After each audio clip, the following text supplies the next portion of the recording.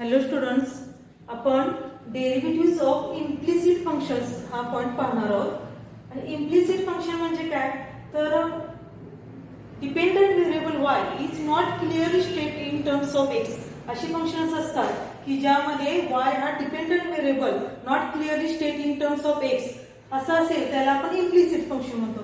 For example, Y square plus X square is equal to 10 e raised to x plus 2xy plus x cube is equal to 0. यामध्ये बघा, dependent variable is not clearly state in terms of x. X मध्ये हा clearly state दिसत नाही आपल्याला, तर अशा फंक्शनला काय म्हणतात, इम्प्लिसिट फंक्शन्स म्हणतात. आतापर्यंत आपण कशी फंक्शन्स पाहिलेत बघा, y is equal to F of X म्हणजे कशी, y is equal to F of X म्हणजे y is equal to X square plus 2x plus 6x. या टाइप मध्ये आपण एक्झाम्पल्स पाहिले. y is equal to e raise to x plus sin x. तर अशा फंक्शनचं derivative काढायचं आपण पाहिले. तर अशा टाइप मध्ये एक्झाम्पल्स आले, इम्प्लिसिट फंक्शन मध्ये एक्झाम्पल्स आले, फंक्शन्स आले. तर काय करायचं आहे, तर आपल्याला डेरिव्हेटिव्ह कसं शोधायचं आहे तर हे आपण पाहणार आहोत.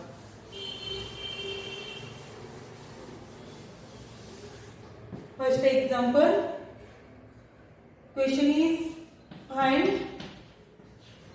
dy by dx e, find dy by dx e. First example, root x plus root y is equal to root a.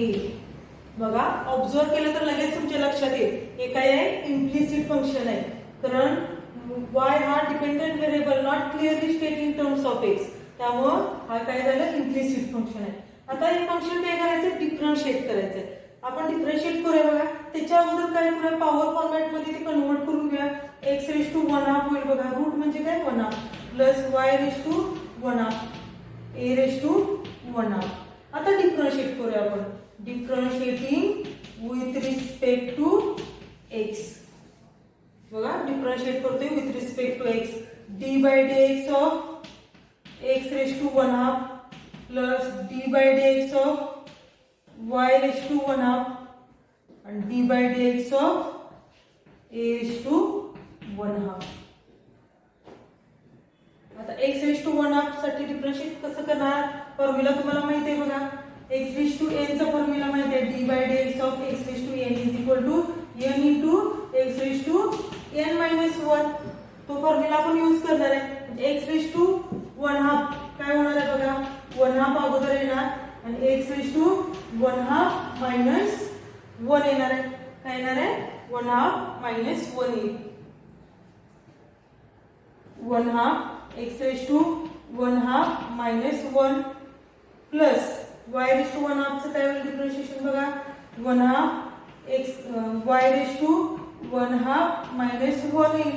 पण इथं y आता बघा, इथं D by dx of y आहे, with respect to x and y हे function आहे. तर आपल्याला चेन रूल नुसार काय केलं पाहिजे, dy बाय dx लिहिलं पाहिजे. dy by dx which is equal to a हा कॉन्स्टंट आहे, त्यामुळे त्याचं डिफरन्शिएशन काय येणार आहे, 0 येणार आहे. बघा, आपल्याला टर्म्स मिळतात 1/2 x raise to 1/2 minus 1 minus 1/2 plus 1/2 y raise to minus 1/2 dy by dx is equal to 0. आपल्याला 2 कॅन्सल होऊन जाईल. x raise to minus 1/2 plus y raise to minus 1/2 dy by dx is equal to 0. आणि dy by dx पाहिजे आपल्याला, dy by dx y raise to minus 1/2 is equal to हा term RHS ला जाईल. x हा plus होता minus होणार आहे, x रेज टू मायनस 1/2 म्हणजेच काय, x raise to 1 by root x y raise to minus 1/2 dy by dx is equal to minus 1 upon root x. and dy by dx is equal to minus हा minus into आहे, इकडे आल्यानंतर डिनॉमिनेटरला येणार आहे बघा 1/y⁻1 under route x, आणि हा इथं मायनस होता तो न्यूमरेटरला जाईल, म्हणजे -√y/√x, आणि dy/dx is equal to -√y/x. Final answer मिळेल बघा. सिंपल आहे. दिलेले इम्प्लिसिट फंक्शन डायरेक्ट डिफरन्शिएट करायला सुरुवात करायची आणि dy/dx ची टर्म्स LHS ला ठेवायची, तर सगळे राहिलेल्या टर्म्स RHS ला टाकायचे.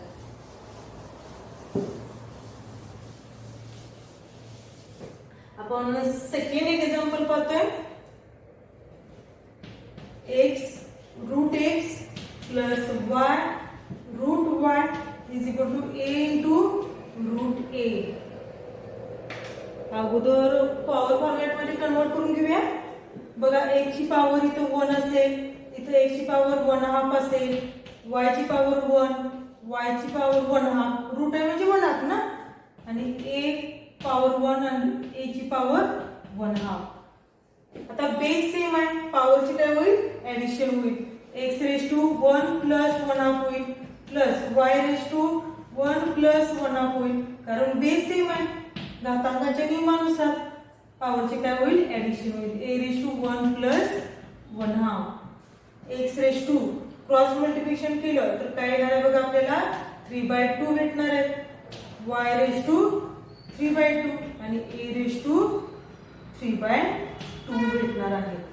आता आपण डिफरन्शिएट करूया. दिलेले एक्झाम्पल काय दिलं, पॉवर फॉर्मॅट मध्ये कन्वर्ट करून घेतलं आणि आता डिफरन्शिएट करूया आपण. बघा, differentiating with respect to x, differentiating with respect to x. with respect to x differentiate करूया आपण. d/dx of x⁻3/2 plus d/dx of y⁻3/2 which is equal to d/dx of a⁻3/2. x⁻n चा formula तुम्हाला माहिती आहे, d/dx of x⁻n is equal to n into x⁻n-1. हा formula आपण use करणार आहे, म्हणजे काय येणार आहे, 3/2 x⁻2 प्लस 3/2 y⁻3/2 पण y परत डिफरन्शिएट केला पाहिजे बरं का, म्हणजेच काय येणार आहे, dy/dx, आणि हा a तर कॉन्स्टंट आहे, त्याचं डिफरन्शिएशन 0 होईल. आता 3/2 कॅन्सल होऊन जातील, काय राहणार आहे बघा, 3/2 कॅन्सल होणार आहे, त्यामुळे आपण लिहित नाही, x⁻2 लिहूया. x⁻2 क्रॉस मल्टिप्लिकेशन केलं तर काय भेटणार आहे आपल्याला, 1/2 plus y⁻1/2 dy/dx is equal to 0. आणि आपल्याला शोधायचं काय आहे, dy/dx, म्हणजेच y² dy/dx is equal to -x⁻1/2.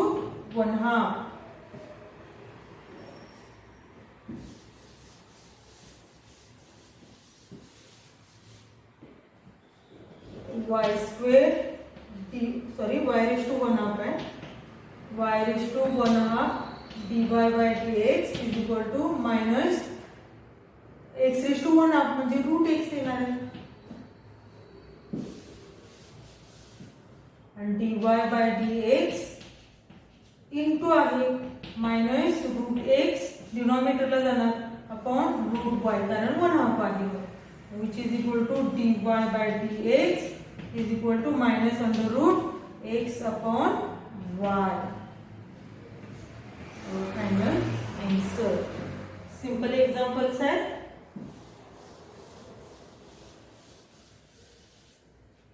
आपण थर्ड एक्झाम्पल घेतोय आता.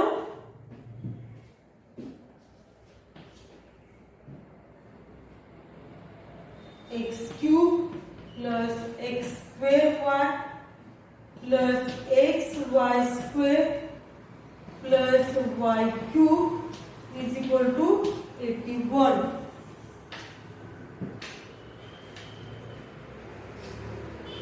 चला डिफरन्शिएट करूया बघा. इम्प्लिसिट फंक्शन आहे लक्षात आलं असेल, कारण सगळ्या टर्म्स एक्स आहे, वाय आहे, हे काय आहे इम्प्लिसिट फंक्शन आहे. ज्या वेळेला आपण एक्झाम्पल सॉल्व्ह करतोय तर कोणत्या मेथडने सॉल्व्ह करायचं हे पण लक्षात आलं पाहिजे.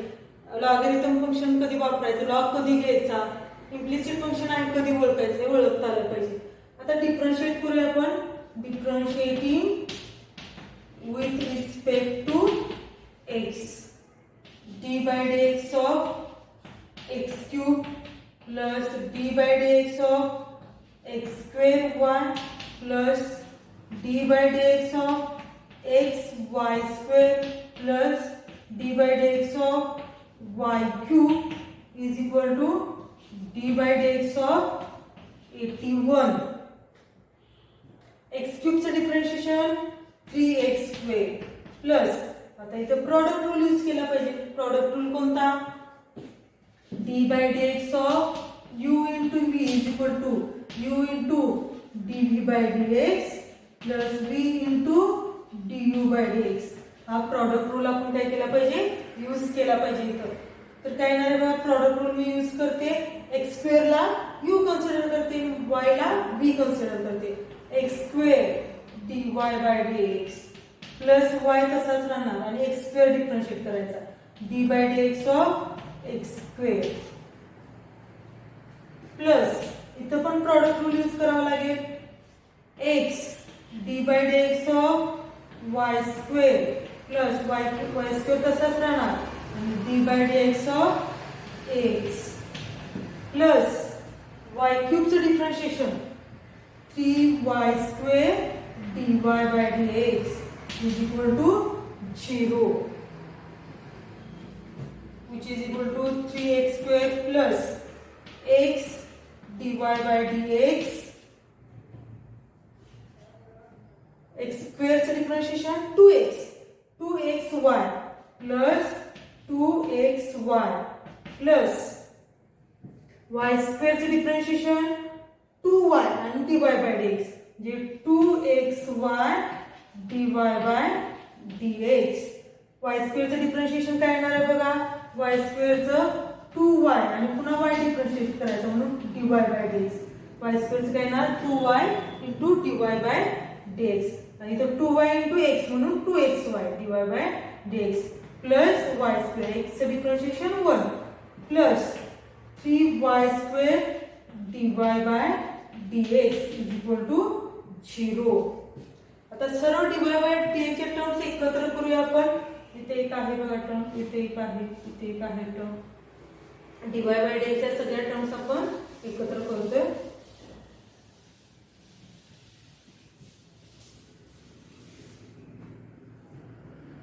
dy by dx कॉमन पण घेऊया आपण. dy by dx काय राहणार आहे बघा, इथं x असेल, इथं प्लस 2xy असेल प्लस 3y स्क्वेअर असेल. dy by dx च्या सर्व टर्म्स एकत्र केले. राहिलेल्या टर्म्स आपण एकत्र करूया. एक राहिली, इथे एक आहे, इथे एक आहे, प्लस एकत्र करूया आपण. 3x square plus 2xy plus y square is equal to 0. आपल्याला काय शोधायचं आहे, dy by dx. त्यासाठी आपण dy by dx कॉमन घेतला. आता dy by dx is equal to, आपण अगोदर x plus 2xy plus 3y square असंच ठेवूया, which is equal to he term RHS ला टाकूया minus 3x square plus 2xy plus y square. आता dy by dx शोधूया आपण. dy by dx is equal to minus 3x square plus 2xy plus y square upon, इथं into आहे, total term काय होणार आहे, डिनॉमिनेटरला जाणार. x plus 2xy plus 3y square.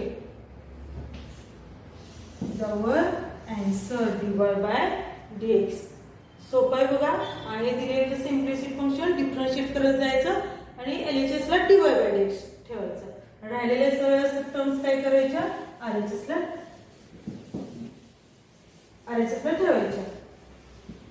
Last example बघा आपण, फोर्थ एक्झाम्पल बघतोय. e raised to x minus y is equal to cos of x minus y. e raised to x minus y is equal to cos of x minus y. हे पण implicit function आहे, लक्षात आलं असेल बघा तुमच्या. इथे एक्स वाय आलाय, एक्स वाय आलाय, तर हे काय झालं, इम्प्लिसिट फंक्शन झालं. डिफरन्शिएट करूया. Differentiating with respect to X. e raised to एकच मिनिट. एक्झाम्पल